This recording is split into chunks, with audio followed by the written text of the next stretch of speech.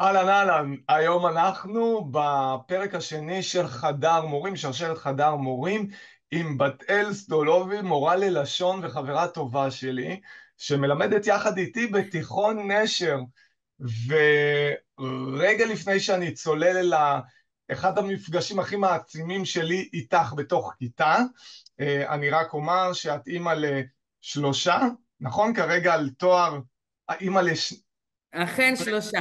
שלושה, ותואר, כרגע עושה גם תואר שני, ונדבר גם על הדבר הזה, ובתוך כל זה, את מורה, וגם קצת שחקנית, ואני חושב שהיום נעלה את זה למעלה, אבל עוד קודם, אפרופו שחקנית, אז אחת הכיתות הקשות שהיו לי זה איזושהי כיתה מדעית, כן, שהייתי דווקא כיתה נכנס מדעית. לכיתה הזאת והייתי כמו באיזשהו שיעור היאבקות, ומיד אחרי שיצאתי מהכיתה כולי חבוט אחרי שעשו לי כיפה אדומה.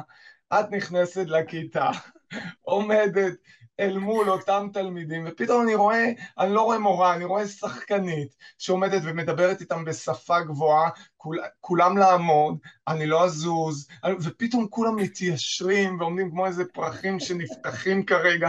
אני עושה לעזאזל, איך היא עושה את הדבר הזה? איך היא עושה את הדבר הזה? הרי בחדר מורים אנחנו מדברים לגמרי אחרת, ופה אני רואה איזה ברור. דמות בתוך הכיתה.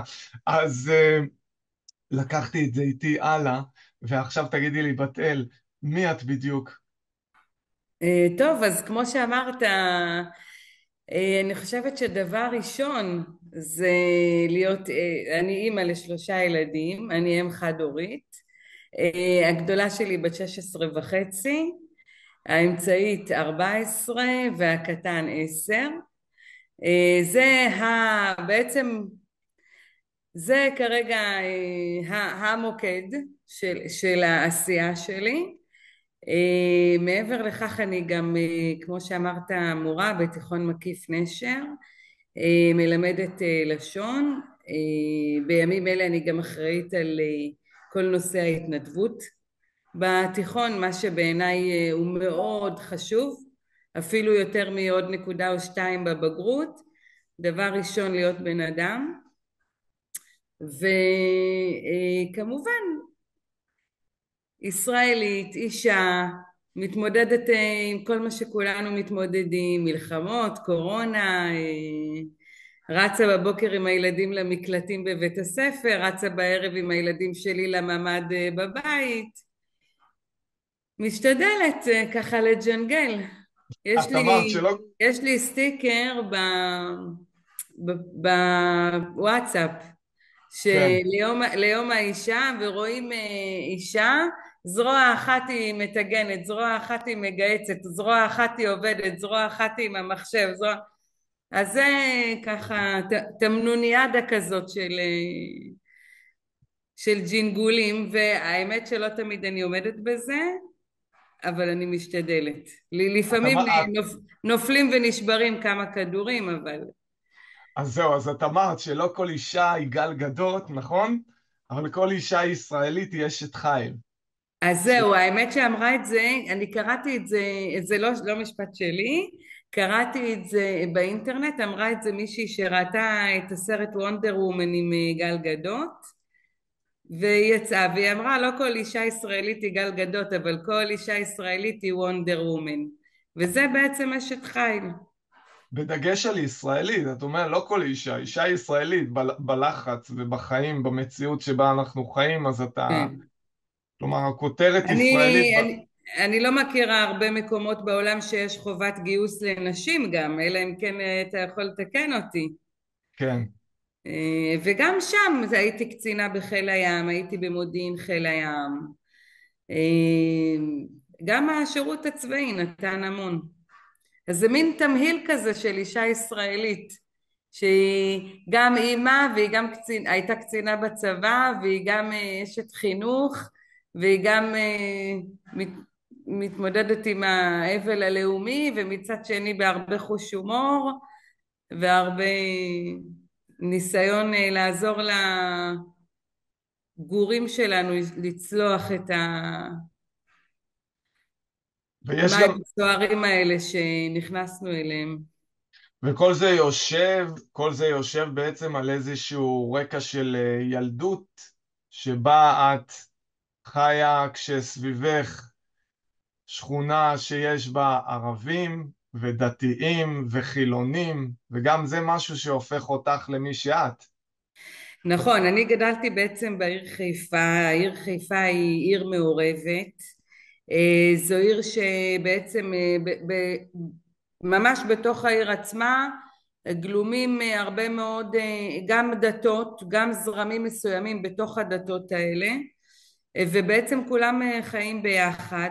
עד גיל 5 גדלתי בשכונת הדר בחיפה, ושם כל הילדים שיחקו עם כל הילדים, דתיים, ערבים ויהודים, ולא ידענו הבדלים בינינו.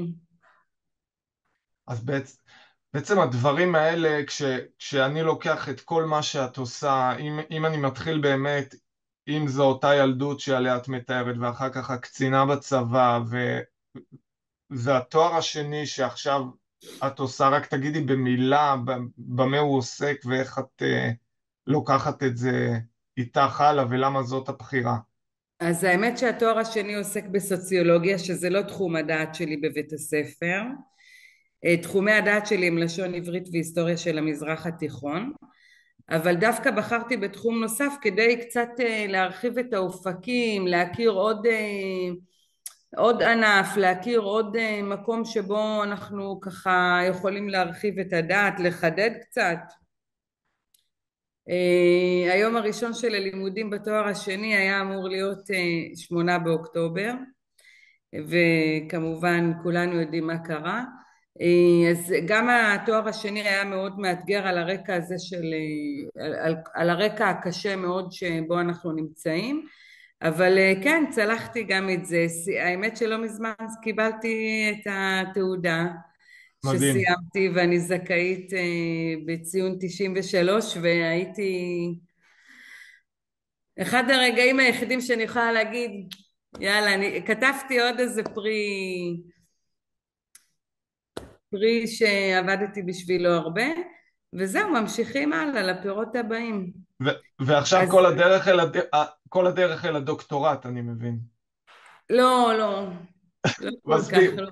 דווקא האמת שיותר אני רוצה כן לכתוב, להמשיך לכתוב את הספר שלי. דברי, הנה, דברי אותו, לפני שאת כותבת אותו. טוב, אז אני לפני בערך 8 שנים, 7 שנים וחצי, ביום הולדתי ה-40, בעלי לשעבר הודיע לי שהוא רוצה להתגרש, ונכנסתי לתקופה מאוד מאוד קשה בחיי. אבל איך הולך הפסוק?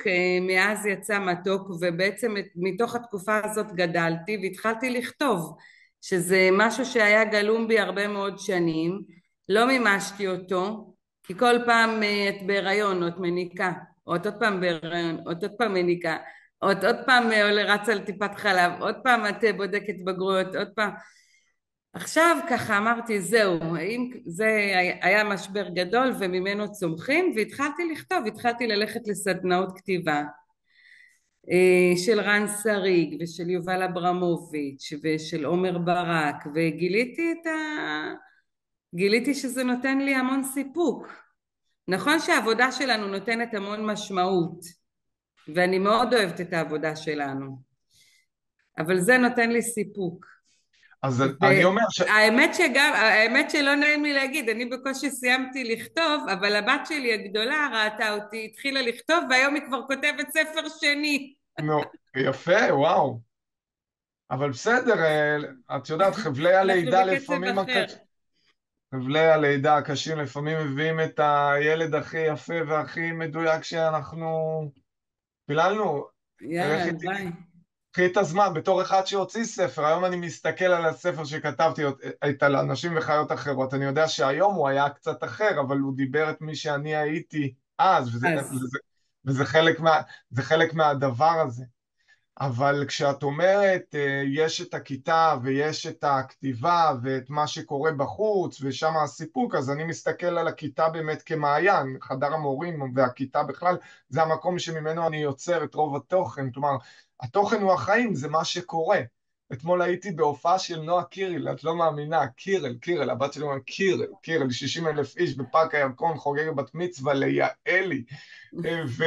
כל הכבוד, אלון, אני מעריצה אותך. וזה היה מדהים, זה היה מדהים, הנסיעה וההליכה לשם, וכל הדרך אני מתלונן, ועשינו מין סרטונים שאני כאילו בוכה לה וזה, ופתאום שם היא מצלמת אותי רוקד ושמח, ואחר כך יצרנו איזה סרטון על החיבור הזה בין האבא המתלונן לבין האבא השיכור מריקודים סביב נועה קירל, שזה היה מצחיק, כלומר, איך פתאום נוצר משהו אחר שלא חשבת עליו, והוא נולד מתוך החוויה הזאת האותנטית ביני לבין הבת שלי ובכיתה, הרי כל החוויות האלה מתרחשות בכיתה, ומי כמונו, את ואני, כמייצרי סדרות טיק טוק,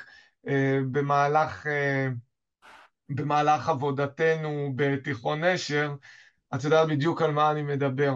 כן. לפני שנגיע לטיק טוק, איך את לוקחת בעצם את כל מי שאת אל תוך הכיתה? איך התלמידים פוגשים את זה בסוף? טוב, תראה, בגדול,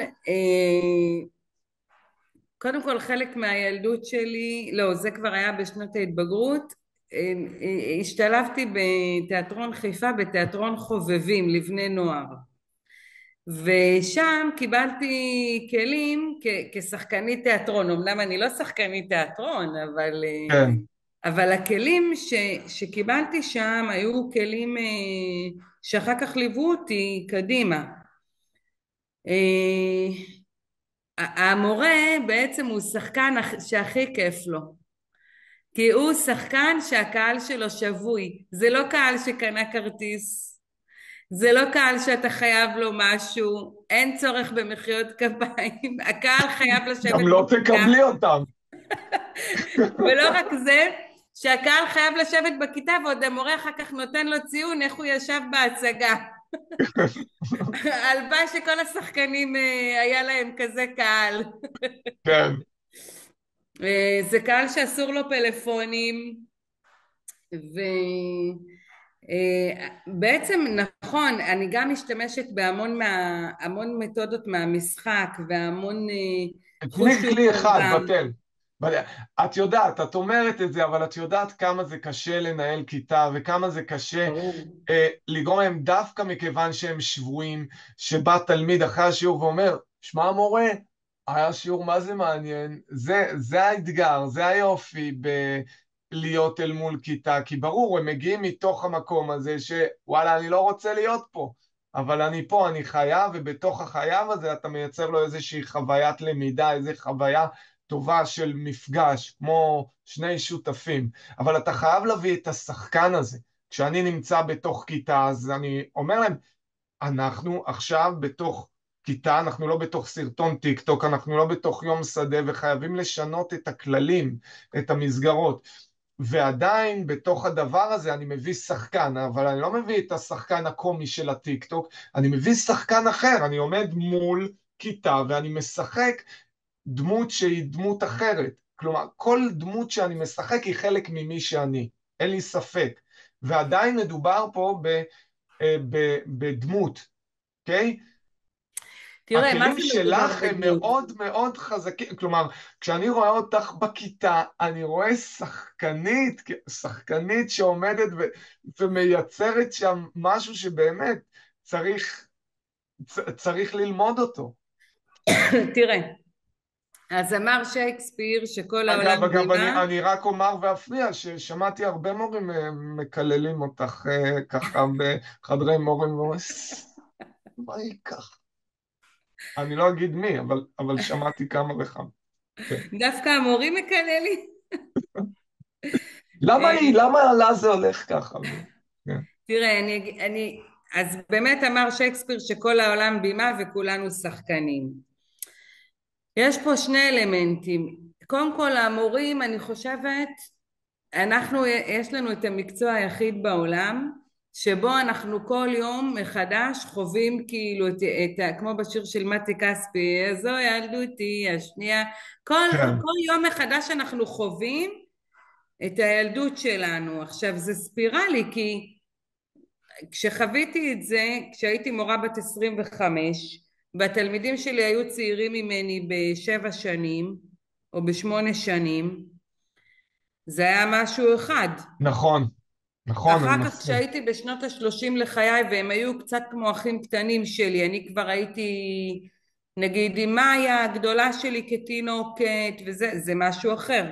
והיום הילדים שלי בגיל, התלמידים שלי בגיל של הילדים שלי. אני ממש חווה את זה.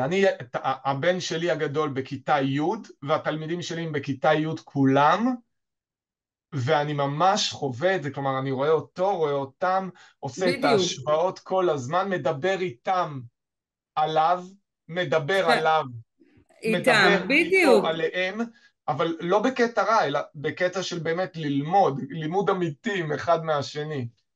זה בדיוק העניין, שאתה נשאר, לא, כאילו, קצת אני קצת חוטאת לדברים, אבל עולם המבוגרים נתפס בעיני המתבגרים כלא רלוונטי. שזה חלק, למדנו את זה בפסיכולוגיה, זה חלק ברור. מהמוגנות שלהם, אבל כשאתה מורה לילדים בגיל ההתבגרות, כשאתה בא הביתה, אתה מאוד רלוונטי. כי בעצם אתה יודע את השפה שלהם, אתה מכיר את העולם שלהם, אתה יכול לשתף, אני משתפת לפעמים גם את הבנות שלי במה שקורה בעבודה, ומבחינת התלמידים כמובן, וזה יוצר שיח שהוא, אני לא יודעת אם הוא קיים בבתים אחרים, כשההורים הם, לא יודעת, מהנדסי תוכנה, לא יודעת, אוקיי? אז כאילו החוויה הזאת שאתה חווה עוד פעם את גיל ההתבגרות מכל מיני זוויות, נכון. ובעצם גם אתה כאילו חי את העולם הזה כל שנה מחדש. אני שם, אני שם, אני חי את הילד הזה, אני חי את הילד הזה כל זמן שאני בתוך הכיתה, ממש ככה.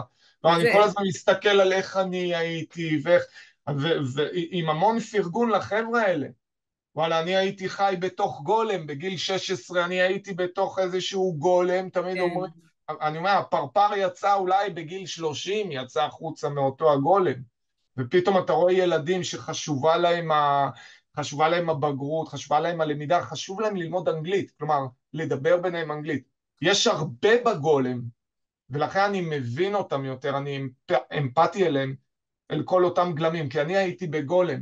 זה לא משהו אישי נגדי, זה קשור לגמרי למי שהם. אבל עדיין כשאני מדבר על כלי, כלומר, מה הכלי הכי מרכזי שאת יודעת להגיד שאת לוקחת איתך לכיתה, כשאת נמצאת בכיתה, מתוך אני, המשחק, מתוך חוש התיאטרון. הומור, חוש הומור. אם אני, כאילו אתה אומר לי עכשיו בשתי מילים, חוש הומור. חוש אבל לא הומור, הומור שהוא כאילו מקטין שמעו את בדיחה. הילדים. לא הומור שמקטין, או הומור כזה שכאילו המורה כן, יורד על הילדים חס וחלילה. הומור שבא מתוך כבוד לכיתה ולילדים. תראה, כאילו, אם מה, למשל, התלמידים צוחקים אצלך בשיעור, או דווקא מתוך הדיסטנס שאת שוברת אותו מדי פעם עם איזושהי אמירה, אז הם, קורה שם הם ההומור, צוחקים, אבל הם צוחקים, זה נורא תלוי איזו כיתה, יש כיתות שלא בנויות לזה. אם זה הערה שאני מעירה והיא מצחיקה וזה יכול לפרק לי שיעור. אבל יש כיתות שכן, בהחלט, שימוש בחוש הומור הוא חשוב מאוד, בעיקר תראה איזה ילדות הייתה להם, בוא, כאילו, אני חושבת על הילדות שלי, מה היה, אמרתי לך, גדלתי בהדר, היינו משחקים כל היום למטה, אמא שלי הייתה שולחת אותי להביא, אז היה חצי כיכר לחם, היו קונים חצי כיכר לחם, ברור, חצי כיכר לחם מחמודי מהמכולת, ברור, אצלנו כאילו שושן, אז היה, נו, הרכבת התחתית, הכרמלית, איזה ילדות, בגיל 7 עברנו לנווה שאנן, גם כל היום משחקים בחוץ, קלאס, 5 אבנים, איפה, כאילו, מלחמת לבנון השנייה שפרצה ב-82, מי בכלל זוכר אותה? מי בכלל... המלחמה הראשונה שאני זוכרת זה מלחמת המפרץ. בוא תראה את הילדים שלי. איזה אבל ילדות.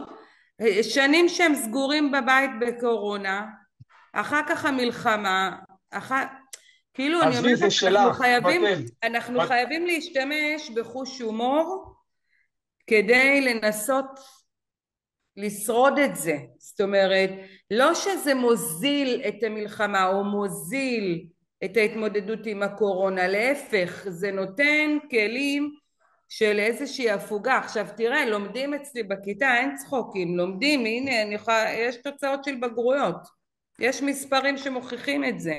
כן. אבל גם המורה חייב להבין כאילו עד גיל שנה וחצי אנחנו כל הזמן רוצים שהם ילכו ויתפתחו ויתהפכו ויזחלו, ומגיל 6 אנחנו אומרים להם שבו. שבו עכשיו 12 שנה, 6 שעות ביום על כיסא, תלמדו, כאילו. זה גם... תראי, זה ברור, זה ברור. אני חושב שיש משהו מאוד דומה ביני לבינך, כי מצד אחד יש את הרוח שטות של הטיקטוק, של היצירה של ההומור, מצד שני, בכיתה אני מאוד רציני, והתלמידים יודעים גם לומר את זה. כלומר, עם ההומור שיש בכיתה, והרבה פעמים כשהם אומרים איזה הערה, זכור את זה, כי זה לטיקטוק, זה אחרי השיעור לטיקטוק. אבל בתוך הכיתה יש איזושהי מסגרת, ו... ואני חושב שהדברים האלה הם באים ביחד, הם משלימים אחד את השני, ההומור והלמידה ביחד, כמו שאת אומרת, ככלי. אבל אם אני מסתכל, נגיד אם היית צריכה לביים עכשיו איזושהי הצגת תיאטרון, כלומר משהו על חיי המורה, איזה קטע היית לוקחת בטוח אל תוך ההצגה הזאת? כלומר, את בתוך כיתה, כלומר, מה קורה שם? דווקא הייתי לוקחת קטע מה... דווקא הייתי לוקחת קטע מאיזה טיול היית באילת עם שכבת י"ב, הייתה לנו שכבת י"ב קשה, היה מחזור לא פשוט. נו. ואתה לספר? כן, כן. אוקיי. אז עמדת איתם שם בהרי אילת אחרי הטיפוס המעצבן הזה. וואו. על ההר, עולים הר, יורדים הר, עולים הר, אני לא סובלת את זה. נו. היה, לא יודעת, מצפור או משהו, איזה נקודת תצפית, ומולכם היה ים. ואמרת נכון. להם, איזה ים לפנינו, אנחנו קרובים לא, לא, לעיר אילת, לא, רמז, אז, הים שמופיע בהגדה של מצרים, רמזת אז, להם, כאילו הם היו חייבים לדעת, איזה ים לפנינו, תגידו לי איזה ים. ואז אחד התלמידים אומר לך, נו המורה, באמת, זה ים המלח. אז השני מחרה אותו בכפה ואומר לו, תגיד לי, אתה דבע, למה איפה אנחנו, בטבריה? אז, אלוהים. אז, אז את הסיפור, אז את הסיפור הזה אני מספר באמת בהרצאות שלי. כמה אנחנו מלמדים אותם, כן, כמה מפת נכון, ישראל. ואני אומר, זה לא משנה מה הם זה לא משנה מה הם זוכרים, זה משנה מה הם מרגישים. בסוף כשאתה שואל אותה, הוא לא זוכר אם זה נכון. ים המלח או כנרת, אבל הוא אומר, וואלה, המורה, היה מה זה כיף שם, למעלה, על ההר, אז זה חלק מהדבר הזה, חלק מהיופי. אבל יש לנו המון סיטואציות שאני תמיד כיוצר תוכן וכמפיק אפילו, אני יכול להגיד סרטוני טיק טוק, אני חושב מי הדמות, באטל, ואני קורא לך בדמות, תמיד את באטל אצלי, לא באטל בדמויות, ואת המורה שלא רוצה לצאת לטיול שנתי. זה וואי, משהו שאני חי אותו. ואני הגעתי לשיעור, ולאחד השיעורים, ממש שיעור פתיחה, כיתה י', ואחת התלמידות אמרה, שמע המורה, אני הולכת להגיע לכל שיעור, אל תדאג, אבל לימי שדה אני לא יוצאת. למה את לא יוצאת לימי שדה? כי אני אלרגית לטבע. אני עושה לה, מה? כאילו, מה בטבע? לטבע באופן כללי.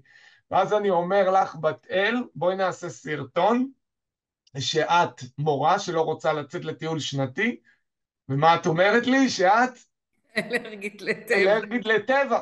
ואני אומר לך, אבל בת אל, היית כל הקיץ היית בקוסטה ריקה. ואז את אומרת, כן, אבל זה טבע ישראלי. ואז את עושה מתעטשת, ואומרת, תסגור את החלון, נכנס טבע מבחוץ. והמשפט הזה, המשפט הזה היה משפט קורע. תסגור את החלון, נכנס טבע מבחוץ. וכל פעם כשאני מסתכל באמת על הדמות שלך, את שחקנית, כלומר, כאילו צריך לקחת אותך לדבר הזה, אם פעם נעשה איזשהו סיטקום, זו את שם, זו את שם, בתוך הדבר הזה. עם המון סרטונים שבאמת ככה יכולים להסביר תראה, מה קרה. גם ההורות נותנת המון חומרים נכון? בכלל אני חושב, במקום, תחשבי סדרה, במקום קופה ראשית, תהיה מורה ראשית. עם כל מה שקורה בחדר מורים, אנחנו מסודרים. אנחנו מסודרים, והשחקנים יהיו מורים, כאילו מורים אמיתיים, שישחקו את עצמם. ו... אבל כאן יש משהו בטוטליות שלך, גם בסרטונים, שאת כנראה מביאה מהחיים עצמם. תראה, והטוט... קודם כל הרעיונות היפים הם שלך, כן? אני מתגייסת, אבל את ממשיכה אותם. אבל הנה, תשמע סיפור למשל, אפרופו ההורות, כן? אז זה היה לפני, וואי, הילדים היו קטנים, זה היה, אני חושבת אולי לפני 7 שנים, באמת הם היו קטנים, 8 שנים, ערב יום השואה.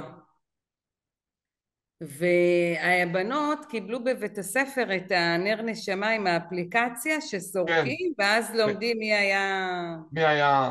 כן, אז אנחנו קיבלנו את אבא ברדיצ'ב שצנח עם חנה סנש אם אתה זוכר, כן, על שמו היישוב אלוני אבא וכולי. וזה מדהים שקראנו עליו ופתאום קלטתי כמה צעיר הוא היה, כי כשאתה תלמיד ואתה לומד עליהם אז אתה בן 16 או 15 והם כאילו בני 20, זה נראה לך ענק. אבל כשאתה הורה ואתה קורא עליהם, ואתה בן 40 והם נשארו בני 20, כואב הלב. וקראנו עליהם והסברתי עליהם לבנות, ואורי היה קטן, אורי היה בן 3, כבר לבוש בפיג'מה כזה של המיניונים, טלטלים, נמשים כזה ככה וזה, ופה עם החורים של השומן וזה, וקראנו, ואני ואימא שלי ככה גם קצת כאב לנו הלב, קצת בכינו על אבא ברדיצ'ה, והדלקנו את הנר, ואמרנו לעילוי נשמתו וזה, ואז אורי בא עם ככה, השיער שלו היה כמו מייקל ג'קסון שהיה קטן, כן. בא וכאילו עושה ככה, שתזכה לשנה הבאה, לא היה לו שין. ואני ואימא שלי, אורי, מה אתה עושה? זה נר נשמה, זה אוי ואבוי, אסור לכבות את זה, וכאילו, התפיסה הזאת, שבכלל זה יום הולדת של אבא ברדיצ'ב, זה לא, איזה, כאילו, נכון, זה כל כך נכון, המחיש את הפערים, נכון, הפערים בין ההוא בן 3 ואנחנו בני 40 וכואב לנו ובוכות, נכון, זה לא, לחשוב, תזכה לשנה הבאה. זה לחשוב, זה המעיין, זה המעיין, זה לחשוב מחוץ לקופסה. יש לי חבר שקוראים לו אסף כץ, שכתב את הילדים הם התסריטאים הכי טובים בעולם, כן, הוא אוסף כל כך הרבה נכון, חומר מתוך מה שילדים אומרים. זה מצחיק, זה משעשע, כן. זה היופי. ואיך אנחנו שומרים על הילד הזה, על הילד הזה, כי הוא נמצא, הוא בתוכנו, הוא רק גדל ונהיה האיש שאנחנו. אז אולי לבוא להיות מורים. מה? כנראה, להיות מורים. ואיזה עצה היית נותנת למורה שמתחיל את הקריירה, מורה צעיר שבא לחוש, ובדרך כלל הם באים בצורה הזו, אני לא כל המורים, אני הולך להיות ככה, ותמיד נכנסים לשיעור כל מיני מילים כמו די, נו, לא מתאים, לא זה, לא... והוא צעיר ותמים, אבל אנחנו רוצים לשמור אותו במערכת. אז מה העצה הכי טובה שהיית נותן לו כמורה וכשחקנית? אולי גם כאימא.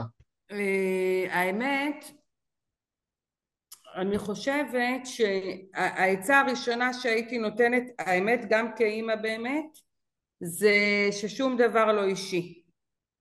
בעיקר בעבודה עם חבר'ה של חינוך מיוחד, אני גם מורה לחינוך מיוחד, ואנחנו עובדים, הרי אתה ואני עובדים עם כל כל האוכלוסיות, אז לא לקחת שום דבר לא אישי. זאת אומרת, ברור.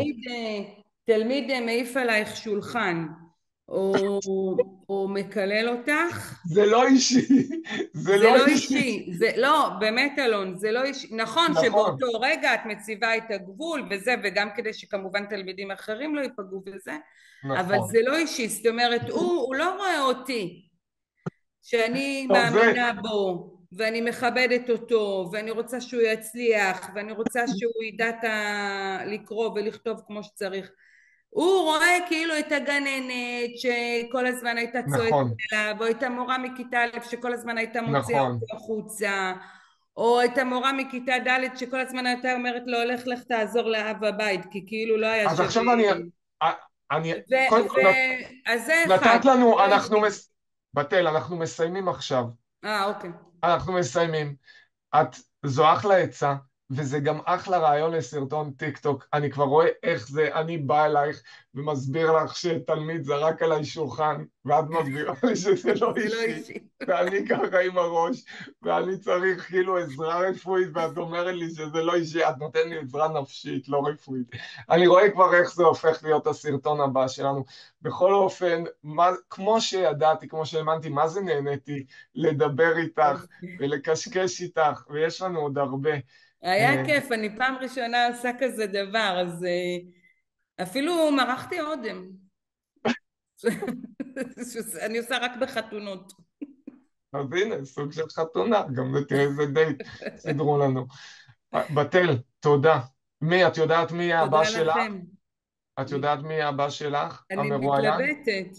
את מתלבטת? טוב, אז נשמור את זה להמשך. עכשיו נסיים את ההקלטה. תודה רבה. תודה לכם, ושיהיה מועדים לשמחה. אלון, אתה שומע?